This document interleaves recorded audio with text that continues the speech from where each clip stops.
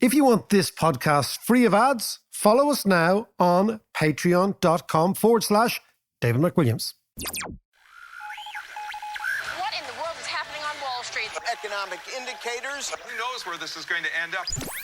To understand the economy, you have to understand human nature. This podcast is powered by Acast. How are you doing there? John is sitting here laughing at my pathetic toolbox. There's not even a proper screwdriver in it. We had a problem with the mics before we started. We have a problem with everything. It's just after Christmas, somewhere, we're hanging really. And John said to me, "Do you have a screwdriver?" And I looked at him. It was something I had to contemplate and think about for a long time. I said, "Well, maybe if you look in this toolbox, which is a shoebox, actually." No, it's a Black & Decker box, so it looks good, but it's actually there's nothing in it. But it's not a Black & Decker. Decker. It's all promise. It's nothing in it. Exactly. No execution. It's a Black & Decker. I'm now looking at a cardboard box, though. It's not actually even one that suggests there's anything in it. Anyway, maybe my New Year's resolution would to become a handyman. DIY Dave. That could be me. I had a character called DIY Declan in the Pope's Children years ago. That could be me, DIY Declan. You will be seen in Woodies every Saturday afternoon discussing the groove in With your wood. loyalty card. With and my all. loyalty card, exactly. Looking manfully at other men who understand the sort of the whir of machines. There is a type of man that goes to Woodies just to window shop. Oh yeah.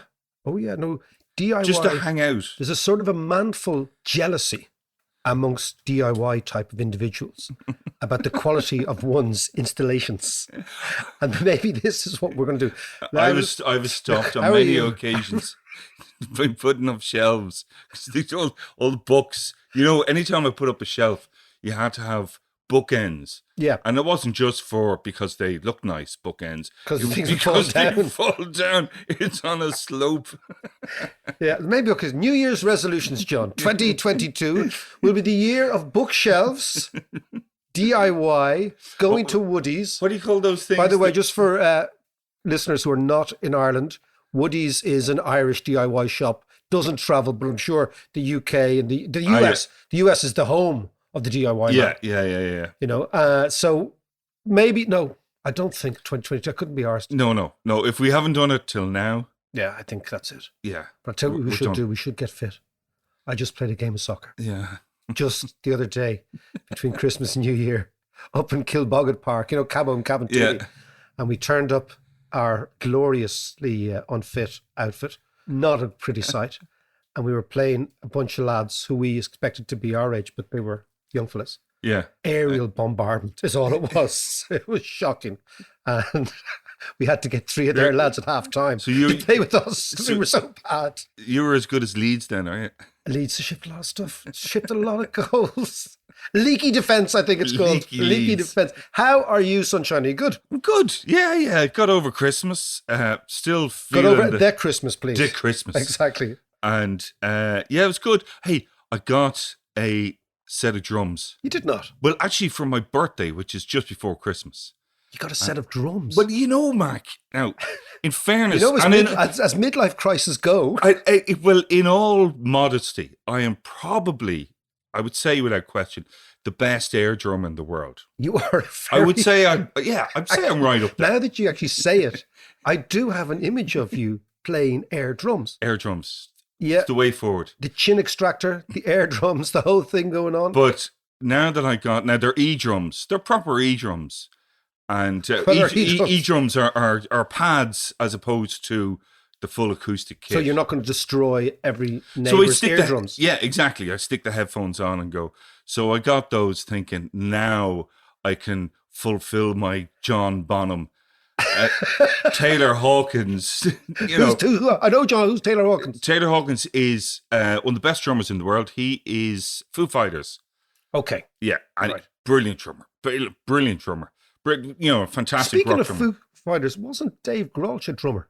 Yeah, another amazing drummer. And then For just Nirvana. decides to pick up the Yeah, guitar he's and just- pick up the whole thing. Yeah, he's just a little bit too talented. He's very talented, isn't he? So anyway, I get the Go on, drums so you and, have I, them, right, and I okay. stick on the headphones, take ages setting them up and all the rest, and then stick on a song, play along with a few of the songs that I wanted to play along with. And man, it's a different story. It's hard. It is really hard. Yeah. Sticks flying everywhere, just all over the place. I have this image of John trying to channel his inner Larry Mullen up in the bedroom. That is my New Year's resolution, or one of the many, is I'm going to become not just a brilliant air drummer, but a brilliant drummer by the end of the year. Larry, if you're listening and you've got nothing to do next Saturday afternoon, you can come down here and give a grind and a few elementary lessons in drumming from the master that is John Davis. Let us look ahead, though. 2022. What is your resolution? Learning drums, losing the bag, and getting fit. Okay. That's it. Yeah. That's not bad. That's Yeah. not bad. We Yeah. can lose the bags, the Neds together. Yeah. We can have a Ned-tastic competition, right? who's sucking in the Ned most exuberantly for the whole thing. But it's going to be fascinating. I tell you, it's the 100th anniversary of the publication of Ulysses. Oh, yes. So yeah. I am going to read Ulysses back to front, top to finish. Tried it a good few times, got through most of it. Yeah. But now I'm going to get through the whole thing because I'm going to write something. Oh, you're doing this thing I'm going to for... write something yes. about it, and I am going to invest in Joyce this year. Yeah. Listen, do you know what? Don't bother reading the fucking book. Just get it on audiobooks. You'd be fine. I've done the audiobooks. Oh, have you? Yeah. But now I want to go through it and annotate it and go through and get it. You know, I read it years ago, right? And I kind of got it. It was a bit pretentious. Yeah. But now I actually want to go through a pen and actually get all the little references. Yeah. Because there are so many, and it's phenomenal. And then I'm going to be nauseatingly boring doing Joyce, right? The economics of Joyce.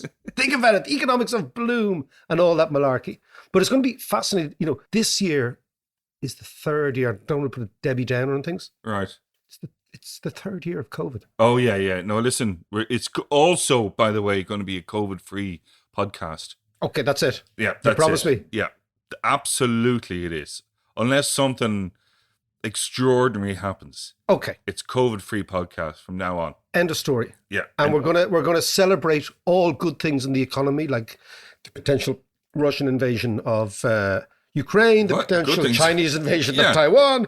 No, actually, one thing we will watch, John, is last year saw the biggest amount of corporate deals in ever, right? So there was so much money in the economy, the global economy, Yeah. chasing all these things, like from Bitcoin to NFTs to M&A to all these tech stocks. I know the tech stocks fell quite rapidly towards the end, but there was a general sense that last year was the year in which the global economy was just full of money. Right. And this year that might all change because the Fed is going to change its interest rate strategies. Now, people would think, surely little small changes in interest rates don't really have big implications, but they do. And the reason they do is because when everybody's leveraged, when everybody's borrowed so much, Yeah. a tiny change in the marginal cost of borrowing can profoundly impact on the expectations of the future. So we're going to watch that. Okay. So just very quickly before we go on, why was last year full of mergers and acquisitions and money good sloshing point. around? Right. So what happens is when companies run out of ideas, they buy other companies. Right? This is my interpretation, right? Right. And if there's loads and loads of money sloshing around, the amount of companies that can buy other companies increases and the prices of these go through the roof. Now, the reason what happens is you get in all big industries, all industries, you know the way economists talk about competition and and you hear these free marketeers saying competition is good and the corporate sector is competitive and It is, but the natural disposition and the ultimate aim of all companies is to become monopolies, right? Yeah. Because then you can actually, you have that pricing power at the end. Yeah. You can squeeze the consumer, you can generate lots of profits. But that is the natural state of capitalism, isn't it? It tends towards monopolies. It tends And towards then some then they're monopolies. broken up. And then it tends towards monopolies. And then our friend Schumpeter. So basically, Marx would have said that capitalism tends towards monopolies. And through that are the seeds of its own destruction. Yeah. But our friend Schumpeter, from the same kind of general neck of the woods, Central Europe, etc., said, no, what actually the essential fact of capitalist economics is that monopolies are broken up not by regulation, but by better products. That basically, you take the great example is in the last 15 years, the iPhone versus the Nokia. Yeah. So 15 years ago, Nokia was probably the world's most recognized brand of telephone. Yes. Yeah. And Apple had never made a telephone. And the great Schumpeterian moment was when Steve Jobs introduced the iPhone. Yeah. And in one introduction, destroyed Nokia. And now it's only the... And BlackBerry. and BlackBerry, Yeah. Crackberry. Do you remember they were called Crackberries? Because all the executives were addicted to them. They're like crackheads on their BlackBerries. And now Nokia is only the phone for drug dealers. Yeah. The Yeah. burner yeah. phone, right? Yeah. Okay. Which I presume is a market. You know, there's a little niche there. In fact, it seems like a rather large niche. Anyway, so there is a tendency towards monopoly in existing companies, but the way in which the economy revives itself is through this Schumpeterian process of what he called creative destruction. Yeah. The gales of creative destruction. So they're always fighting with each other. But the large companies will always try to monopolize their sector. So how does that happen? It tends typically to happen at this stage in the cycle, the economic cycle, by buying other companies. So what basically happens is larger companies get a huge amount of leverage, borrowed money, Yeah. from private equity houses or from banks or from financiers in general. That enables the takeover. What they do is they usually dangle sweeteners in front of the chief executives and the shareholders of their companies, right? To say, if you sell out now, we will give you a price you never expected. And that's what happens. Now, why is this all related to interest rates? It's because the amount of money sloshing around is predicated on the rate of interest. Yeah. What people don't seem to understand is there is no cap on who creates money. So we always think that central banks create money. That's who's printing money, the central banks. That's actually not how it happens. Banks create money that didn't exist. So, Yeah. for example, if you decided, back to your drum kit, John, Oh, if yes. you decided to migrate from the e-drum kit to a real drum kit, right? Yeah. And you got one of those big resplendent 1970s sort of Lovely Gretsch. or Emerson, something, Lake yeah. and Palmer sort of drum kit, okay? Right? Imagine yourself behind that. Yeah. A P behind these huge drums. I see myself more as a Keith Moon there. But Okay, anyway. a Keith Moon, right? And you said, okay, and they, I presume, cost 10 grand or something. They're probably very expensive, are they? Drum kits. Yeah. And you said, okay, well, I'm going to go to the bank. Yeah. And you go to the bank and you say, I'd like a drum kit. I'd like to borrow 10 grand for the drum kit or 5 grand for the drum kit. And what the bank does is say, okay, John, that's fine. And it credits your account with 5 grand. But it's 5 grand that didn't exist yesterday. Yes. Yeah. You yeah, created the money. Yeah. And then the bank facilitates that. And of course, there's no money. They just simply credit your account. So when you go into the drum shop, Yeah. the money has been created in your account by the bank, not by the central bank, Yes. right? So banks create money in our new system. What people really fail to get their heads around, because I think it's difficult, is that money is created out of nothing, right? It's created out of the demand for money. And the demand for money then is a function of your yearning for the drums and the cost of money, which is the rate of interest. Okay, can I just stop you there? A bank can only loan so much out because don't they need to be? Isn't there a ratio? They have capital requirements, Yeah. right? They have capital requirements, but that is quite separate from their ability to create deposits, to create actually money. Right. What they need to be able to do is show that they have liquid assets, right? Yeah. Which are a certain ratio of their loan book. But they can also create those too, because what they can do, the bank can do, is they can give you money and then they can go and borrow money from somebody else. So in fact, their liquid assets can go up as their balance sheet expands. And that's, of course, where banks go Right, bust, okay, right? okay, But okay. the basic idea of money is that it's created by banks, right? And financial houses and Yeah. people who have a license to do so. Now, if you think, okay, what then explains all these mergers and acquisitions at the end of the cycle? At the end of every economic cycle, a great way of looking at it is the great expression, which is the worst economic decisions are regularly taken in the best of times. So when Right. there's loads of money around, it seems like the best of times, right? Yeah. So your NFTs and your Bitcoins and your this, that, don't worry about income. It's going to change the world, right? The best of times prompts the worst of decisions. And in the mergers and acquisition space, what you find is that those huge mega mergers that we're seeing at the tail end of last year, okay, are a function largely of over optimism about the future. Right. And when over optimism is fueled and financed by cheap money, what you tend to get is paydays for shareholders, right? This is, and then of course this hits equality, the people who own capital get richer, all that sort of stuff. And that's what we're seeing at the end. Now, what I'm saying is, the cycle is about to turn. The rate of interest is about to turn, it seems, in the United States. And the question then is what our friend Warren Buffett said, it's only when the tide goes out do you see who's swimming in the nude, right? So imagine that credit is like a tide, ebbing and flowing, in and out and in and out, right? Let's just see how many of those mergers look really good this time next year or the year after, because many of them are a function, and many investments are simply a function. It's again, as I come back to our obscure investments, the more, as investors say, the fruitier end of the spectrum. Okay. Right. Okay. And we will see what happens. So it's actually Schumpeter then. He's your man. He's your man who it's all about innovation.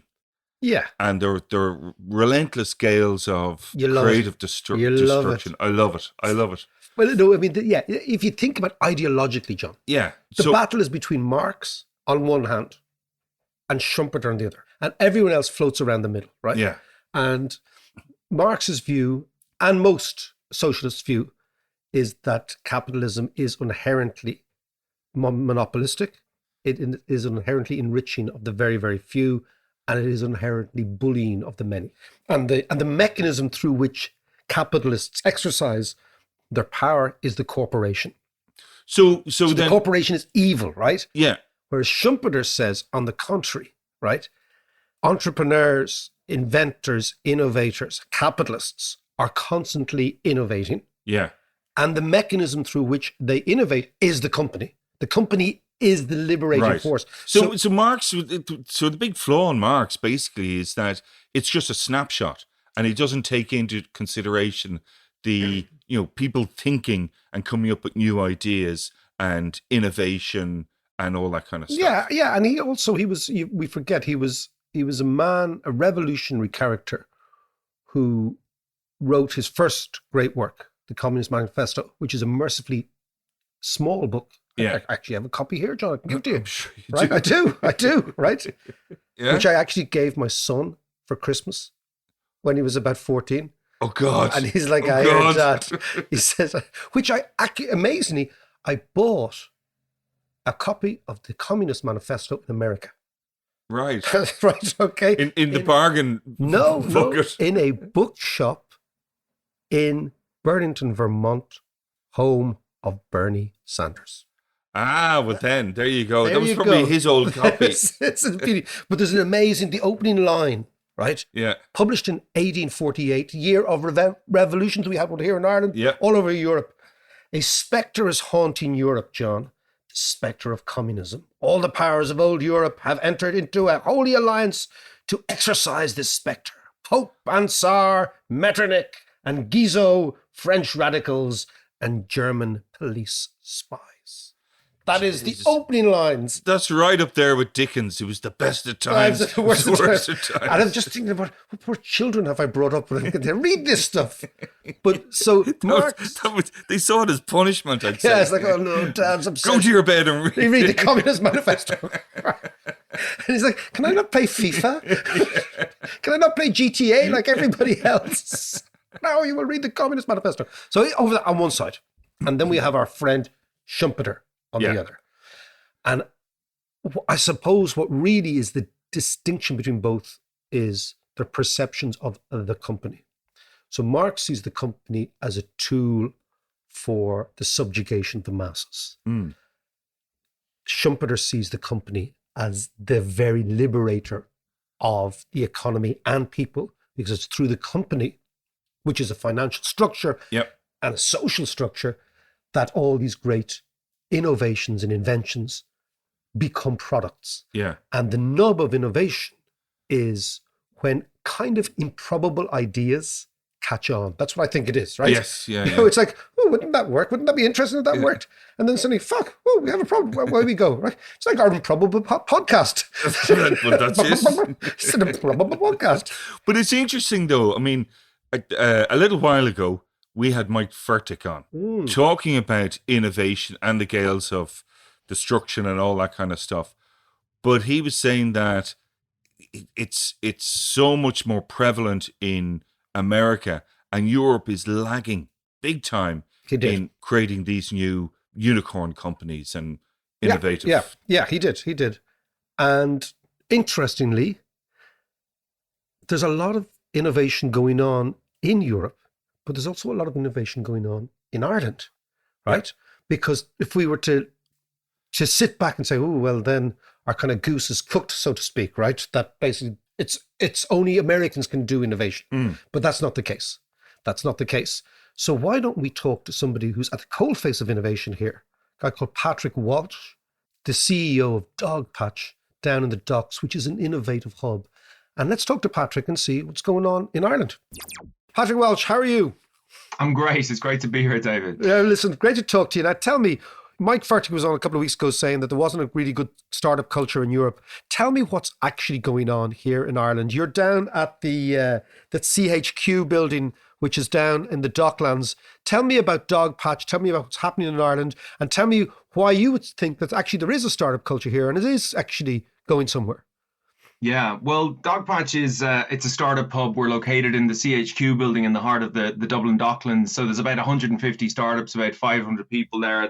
It's kind of space and events and incubators, and we run Ireland's national startup accelerator. So we've had kind of unicorns like Intercom go through there, and they're sort of now in the old Anglo-Irish building. So sort of how Ireland's evolved. And we're part of this kind of global network of hubs, and there's a regional network of hubs. So we're sort of like a bus station for entrepreneurs, David. But it all started for me down in this kind of empty furniture store back in 2014.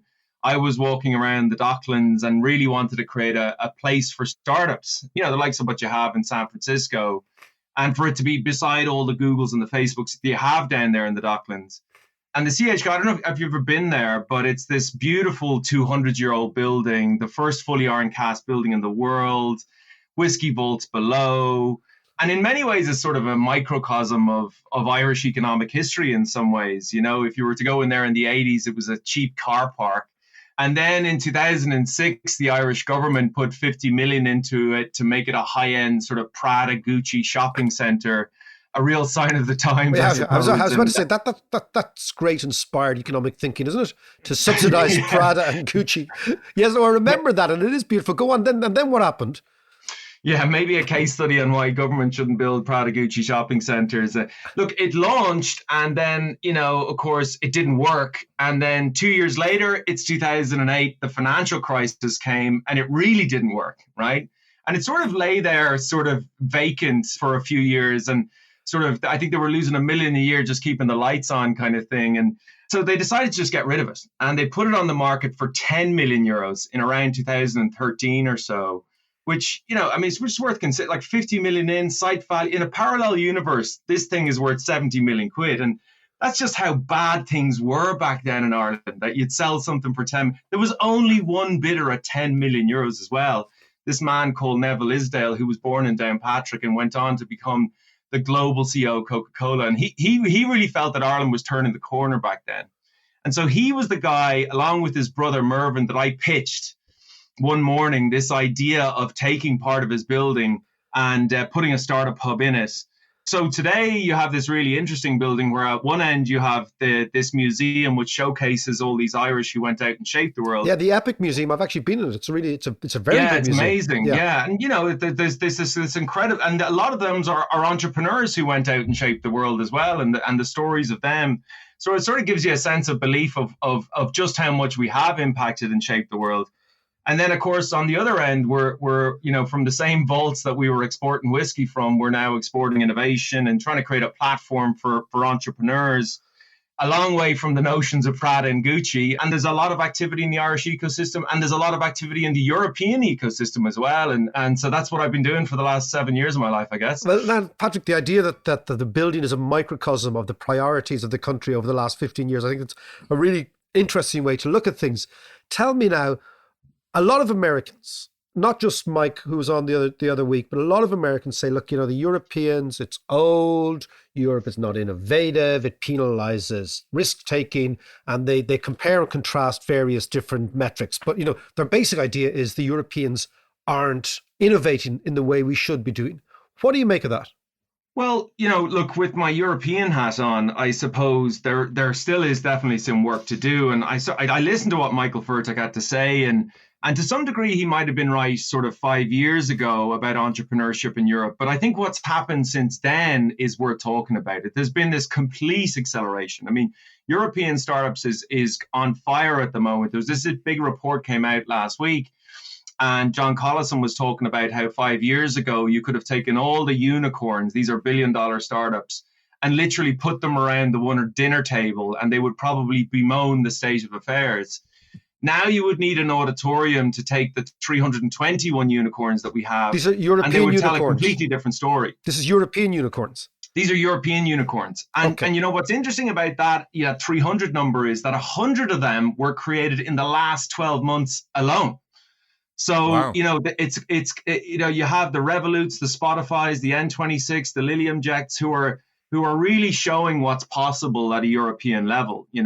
There's 10 times the amount of funding this year will go into startups as 2015, right? I mean, 3 times what went in last year alone. So it's just, and another part of that, which is there's this notion that Europeans were sort of afraid to go to think really big with tech companies. Yeah. And that was the great American thing, go big or go home. And if you don't have an American scaling mindset, you don't really make it. And they give all these great analogies of, the Vikings used to burn their ships when they arrived there, all that sort of stuff. But what you're saying now, that's changed.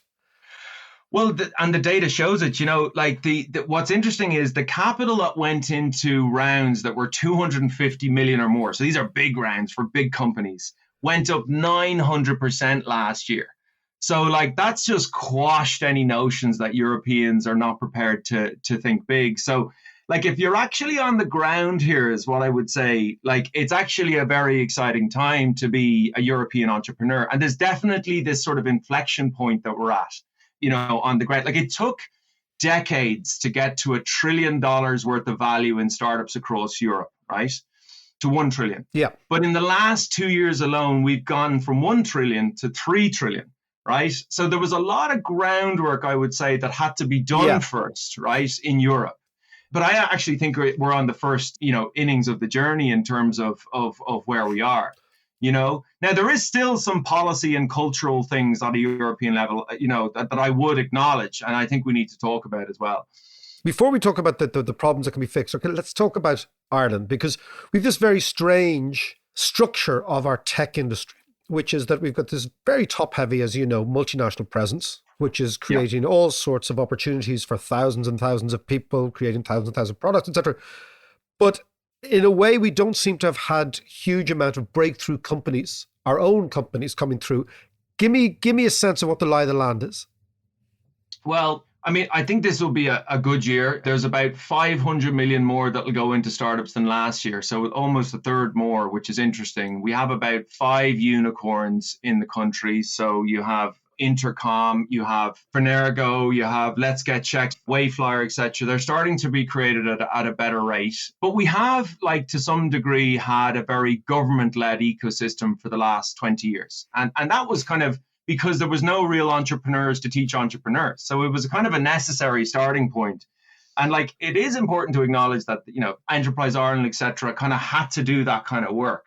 Yeah. I think what's interesting in terms of where we are, David, you asked the question, we've sort of entered into a second phase of the startup ecosystem, which is where it's not government-led, but it's actually privately led, government-backed. And we're trying to get to this last phase of the game, which is self-sustaining. Yeah. That's where there's just such a flywheel effect, kind of like what Silicon Valley has, where you sort of don't need so much government intervention. And I think we sort of crossed that mark. I mean, we run the National Accelerator now, which is a bit of a marker of that.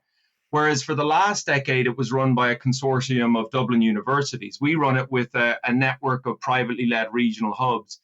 And sort of therein lies a sort of an example of like now there's entrepreneurs running more and more activity in the entrepreneurial ecosystem. And that's not a linear progression. It starts to accelerate from there, which is an exciting phase, I think, that we're entering into. Well, I mean, you see it even if you go back to the Renaissance, if you go back to any period of rapid economic innovation, what it tends to, it's not surprising, humans learn from each other. We're great copycats. Actually, humans are, we are copycats, right? And that's what one of the geniuses of humans are. We see it's like, oh, that's nice. I think I'll copy that, right? We're impersonators. That's what we do, right? And we do it all the time. So it's exactly the same when it comes to innovation, that, you have a good idea, I copy it.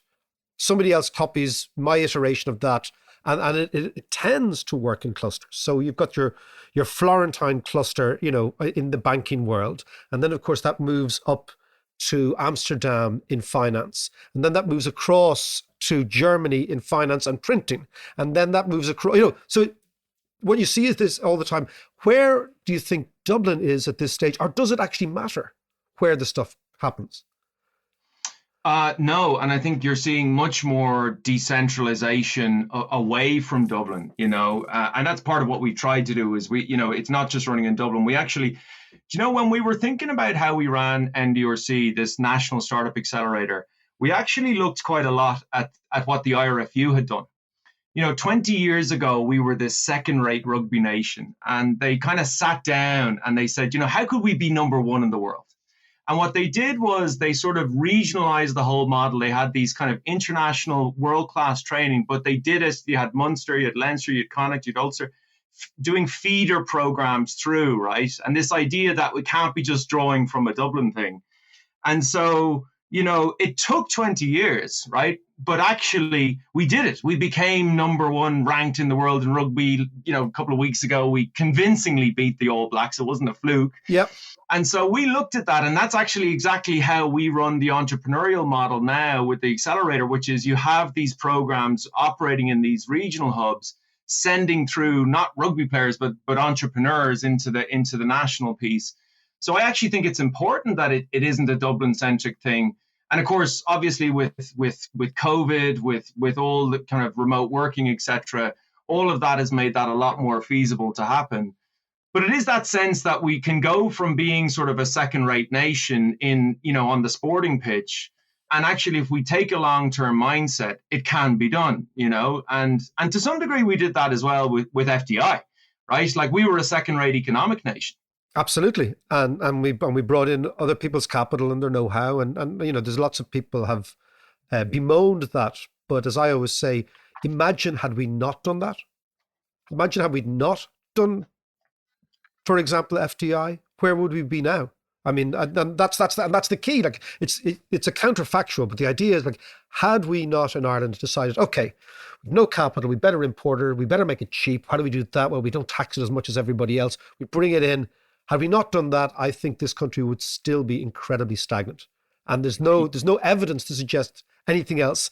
So how do you move? This is the thing, Patrick, before we go. How do you move from that FDI model where you have the companies, you have the employees, you have the entrepreneurs within these large companies, and how do you drift towards a startup where you begin to generate and own the wealth rather than a slightly extractive industry, which is the multinationals come here, they pay people well, but ultimately the wealth goes elsewhere? Well, I think it starts in the same way that we started on the FDI journey. We had a very clear economic vision that we wanted to create, an economic model. And we went about tuning our economic and fiscal policies towards that goal. And actually, what's happening in France right now is actually very interesting with Macron. And I think there's probably a lot we can learn from that in terms of answering that question. In 2017, he was elected, right? Yep. And he vowed to make France a startup nation, right? And he had this very specific goal that he laid down in the same speech. He said he wanted 25 unicorns by 2025, right? And then he cut the ribbon on the largest startup hub in the world, this cathedral of entrepreneurship, right? Literally 1,000 startups under one roof. It's called Station F in France. And then he went around creating the best possible policy environments that he could around talent, around visa, around share options. He revamped that. The other thing that he did was he realized the Americans were a bit afraid of, the mythics of French taxes and strikes. So he went about courting them in the sort of the classic way that probably only French can do, bringing investors to the Élysée Palace and Versailles, sort of no doubt giving them the best Bordeaux Fine wine. wines, Yeah, exactly. but it was all part of the plan, right? And he then realized that it's a volume game, right? So the French directly invest in about 300 startups a year. He quadrupled that. And as he rides into his fifth year now, Macron is a situation where there'll be a doubling of the amount of money that goes into startups from 5 billion to 10 billion, right? He already has 20 of his 25 unicorns. He's about to take on the EU presidency, and he's already laid down that we need 10 decacorns at the European level by 2030. And so, look, to answer your question, decacorn, I take a decacorn as a very big unicorn. A decacorn is $100 billion startup, yeah. Right, so that's very he's big laying one, down yeah. these kind of newer ambitions. John, the podcast So is I only think- it's only around the corner for us. Absolutely. Well, You're that's way where the past conversation decacorn. goes to, I suppose, after you have all the unicorns, in your stable. But I think what the story of France has been dramatic because it started with very clear leadership, a very clear economic vision, tuning all of the fiscal policies around that, consistent follow through, and recognizing that this is a game that can and should be won. And I think Ireland has a lot to learn from that. The reality is we do need to consider life after 12 and a half. And we need to reflect on, well, look, if we're going to play the same game, the same way, can we expect the same economic prosperity? Because the reality is that, while we won big on FDI, and I think we can continue to win. I actually don't think it's an either or game, by the way. I actually think one strengthens the other. Absolutely. One is synergistic with the other because you have this kind of revolving door thing in Silicon Valley. But we need to get focused on the vision of it, and we need to go at it with the same clarity that we went with the FDI vision. And there's a lot of policy changes and cultural changes that need to probably happen around it as well. What needs to be done? Give us a quick checklist of things that you would like to see done before we wrap up. Well, look, we had one of the best policy environments in the world if you're an FDI, but we're coming off a pretty bad base from policy perspective. Visa, investor reliefs, share options that all need to be overhauled and become best in the world. I think at a European level, we probably, need to think culturally about the fact that when Google went public, right, or when Facebook went public, they created 1,000 millionaires in each instance. Right. There was an Irish VC, Finn Murphy, talking about this, and if you look at Klarna, which is the darling of European startups, right, they're valued at almost 50 billion quid. Right. Only 75 employees, right, will be made millionaires. So 1,000 with Google, 75 with one of our best European examples, because in Europe, we don't have that same culture of employee ownership, do we? I mean, that kind of probably dates back a long way. You probably know better than me, but that's sort of continuing on because the problem with it is you need those staff. They become the next founders of the next generation and the next angel investors, and that creates this flywheel effect.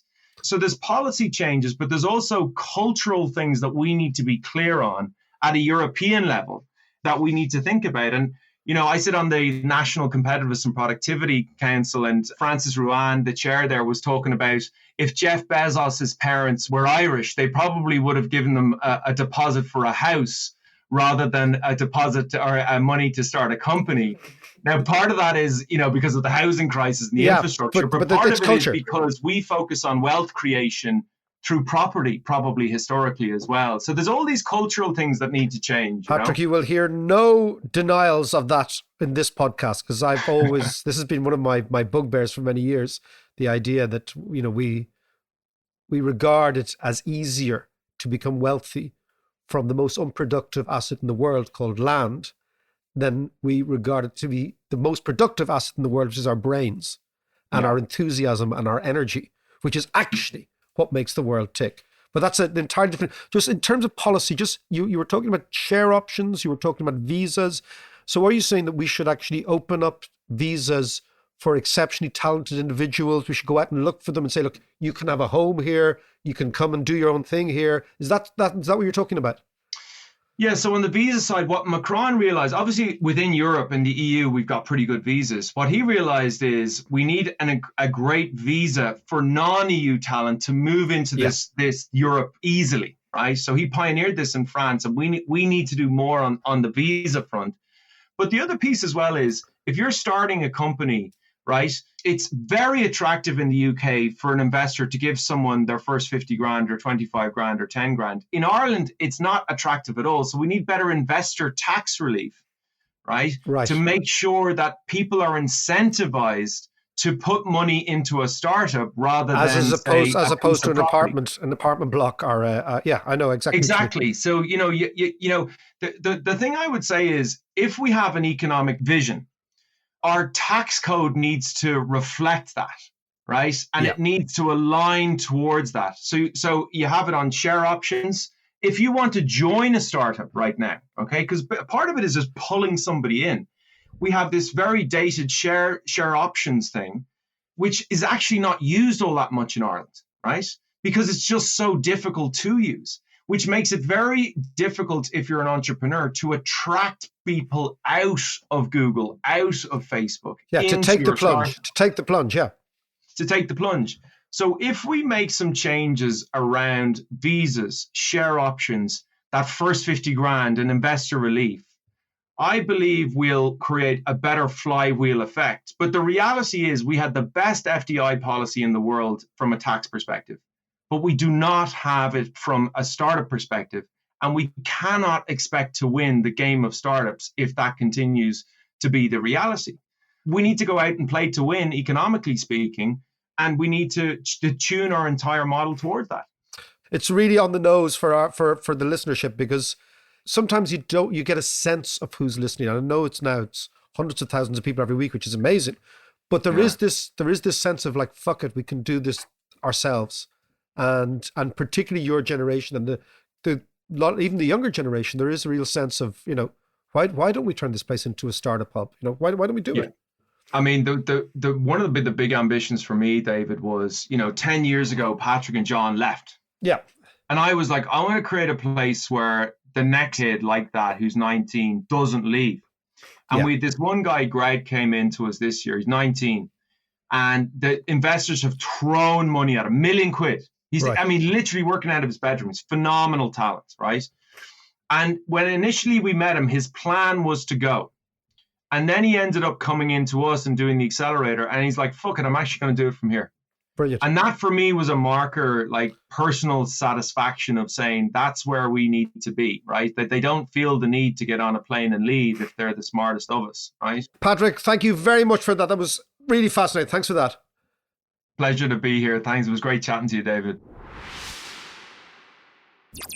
Well, at least Patrick was a little bit more upbeat and positive about innovation in Europe and Ireland than our friend Mike Fertig was. Well, no, it's great. I think there's obviously something happening, right? Something big is happening all over Europe, right? Yeah. And it's just that this is the story now. I think the previous story was definitely one where Europe and Ireland, everyone was lagging behind.